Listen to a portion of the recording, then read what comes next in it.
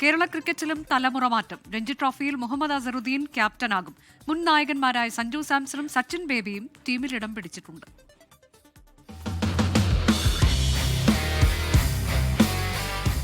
Indian ടീമിന്റെ ചുവട് പിടിച്ച കേരള ടീമിലും തലമുറ മാറ്റം.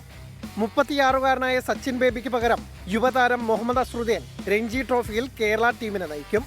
ദുലീപ് ട്രോഫിയിൽ സൗത്ത് സോൺ ടീമിനെ ഫൈനലെത്തിച്ചതടക്കം പരിഗണിച്ചാണ് മുഹമ്മദ് അസറുദ്ദീനെ ക്യാപ്റ്റനാക്കുന്നത്.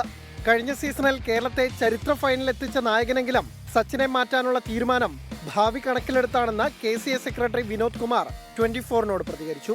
അതേസമയം സച്ചിൻ ബേബി ടീമിൽ തുടരും. ഇന്ത്യൻ താരം സഞ്ജു സാംസൺ ടീമിലുണ്ടെന്നതാണ് മറ്റൊരു പ്രത്യേകത. KCAയുമായുള്ള ഭിന്നതകൾ പരിഹരിച്ചതോടെ സഞ്ജു കേരളത്തിൽ തുടരാൻ തീരുമാനിക്കുകയായിരുന്നു.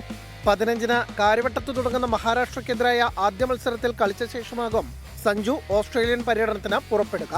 പരുക്ക് ഭേദമാവാത്ത ബേസിൽ തമ്പിയെ 15-അംഗ സ്ക്വാഡിൽ നിന്ന് ഒഴിവാക്കിയിട്ടുണ്ട്. Anil Vasudev, sports desk, 24.